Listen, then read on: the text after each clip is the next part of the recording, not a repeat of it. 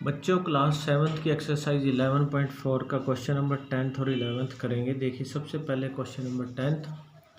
आपको इसमें ये दोनों क्वेश्चंस में फिगर्स बनी दिखाई दे रही हैं।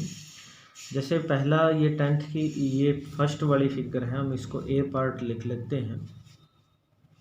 देखिए ये एक आयत है, हमें इसमें क्या निकालना है, छायांकित भाग का क्षेत्रफल। ये छायांकित है, ये वाला इतना हिस्सा, इसका क्षेत्रफल निकालना है इस हिस्से का। तो देखिए आपको ये एक आयत ए बी सी डी, ये सारी एक आयत है। इस आयत में से अगर आप देखिए, अगर किस किस को निकाल दो, अगर आप इसमें से ये एक आपको इस तरफ एक त्रिभुज दे रखी है, ये वाली त्रिभुज, ये इस तरफ, अगर इस त्रिभुज को निकाल दिया जाए, हटा दिया जाए, और ऐसे ये वाली त्रिभुज दे रखी है, इसको, इन दोनों को हटा दिया जाए तो शेष भाग का क्षेत्रफल आ जाएगा इन दोनों का। तो हमें क्या करना है, पूरी आयत के क्षेत्रफल में से इस त्रिभुज और इस त्रिभुज का क्षेत्रफल घटाना है। त्रिभुज का क्षेत्रफल आपको पता है 1/2 आधार गुणा ऊंचाई होती है। तो जैसे पूरी आयत, इस आयत की लंबाई 18 है और चौड़ाई 10 है, तो आयत का क्षेत्रफल आप निकाल लोगे।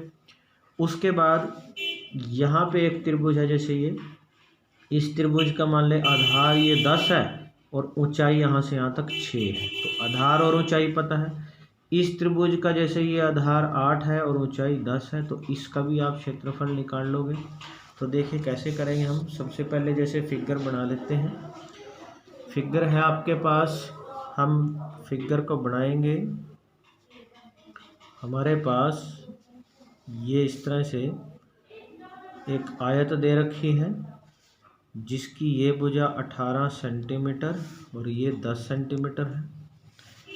हमें यहाँ पे इस तरह से ये एक त्रिभुज है, इस तरह, इस त्रिभुज की ये भुजा 10 सेंटीमीटर और ये दे रखी है 6 सेंटीमीटर यहाँ से यहाँ तक, और एक त्रिभुज है यहाँ से यहाँ तक ऐसे, और इस त्रिभुज की ये भुजा है 8 सेंटीमीटर और ये 10 सेंटीमीटर तो दे ही रखी। तो इस शेष, ये छायांकित भाग है, इसका क्षेत्रफल निकालना है।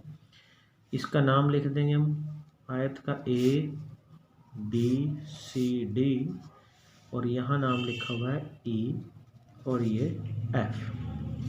तो सबसे पहले हम इस छायांकित भाग का क्षेत्रफल देखिए कैसे लिखेंगे। हम लिखेंगे, ये ए पार्ट मान लेना है अपने। हम लिखेंगे छायांकित भाग का जो क्षेत्रफल है वो किसके बराबर आएगा। सबसे पहले आयत का क्षेत्रफल, यानी आयत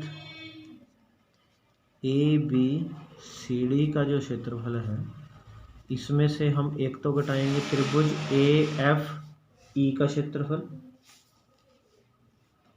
त्रिभुज ए ई एफ का क्षेत्रफल, और माइनस में दूसरी त्रिभुज है बी ई सी का भी क्षेत्रफल, बी ई सी का क्षेत्रफल। तो आयत का जो क्षेत्रफल होता है वो तो लंबाई गुणा चौड़ाई, लंबाई ये 10 है, सॉरी 18 है, चौड़ाई 10 है, तो 18 गुणा 10 माइनस त्रिभुज का क्षेत्रफल होता है 1/2 गुणा में आधार मान लीजिए ये 10 है और ऊंचाई 6, तो 10 गुणा 6 माइनस 1/2, त्रिभुज इस तरफ आधार मान लीजिए 8 है, ऊंचाई 10, तो 8 गुणा 10, 2 से ये कट कर दीजिए, 2 पंजे 10, 2 से कट कर दिया, 2 पंजे 10, यहाँ 18 दाया 180 माइनस 6 पंजे 30 और 8 पंजे 40। 180 में से 30 घटाएंगे तो कितना आएगा, 150, और 150 में से 40 जब घटाएंगे तो आ जाएगा 110। तो 110 सेंटीमीटर स्क्वायर जो है इस छायांकित भाग का क्षेत्रफल आ जाएगा। अब ऐसे ही हम देखो, अब ये दूसरा पार्ट करेंगे इस आकृति में।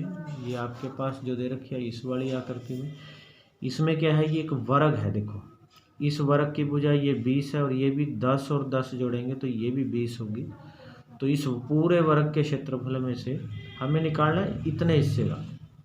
तो इसमें 3 त्रिभुजों को घटाना पड़ेगा, एक इस त्रिभुज का क्षेत्रफल, एक इस त्रिभुज का, एक इस त्रिभुज का। तो हम सबसे पहले आकृति बनाएंगे। देखिए बी भाग की, हमें एक वर्ग दिया हुआ है। इस वर्ग की जो भुजा है 20 सेंटीमीटर है और हमें इसमें ऐसे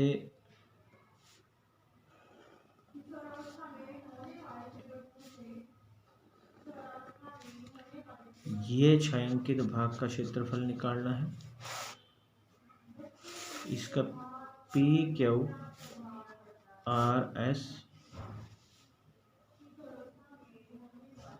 दे रखा है और UT यहाँ पे ये हमें दे रखी है 10, यहाँ तक 10 है, ये भी 10 है इधर बचा हुआ, और यहाँ पे ये भी 10 है। तो ये 20 थी सारी, तो ये भी कितना बचेगा 10, और ये सारा 20 है, 20 सेंटीमीटर लिख देंगे। अब देखिए हम लिखेंगे कि छायांकित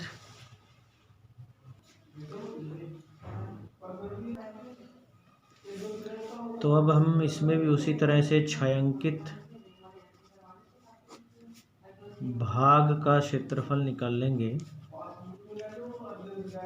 तो छायांकित भाग का क्षेत्रफल निकालने के लिए उसी तरह से हम पहले पूरे वर्ग के क्षेत्रफल में से हम लिखेंगे वर्ग PQRS का जो क्षेत्रफल था उसमें से, जैसे मान लीजिए एक त्रिभुज ये TSU, त्रिभुज TSU का क्षेत्रफल माइनस PTQ, त्रिभुज PTQ का क्षेत्रफल, और माइनस त्रिभुज URQ का क्षेत्रफल, URQ का क्षेत्रफल। तो वर्ग का क्षेत्रफल भुजा गुणा भुजा से, यानी 20 गुणा 20, क्योंकि ये 20 और 20 था सारा। त्रिभुज TSU 1/2, TSU ये होगी, आधार और ऊंचाई दोनों 10 हैं तो आधार गुणा ऊंचाई 10 10।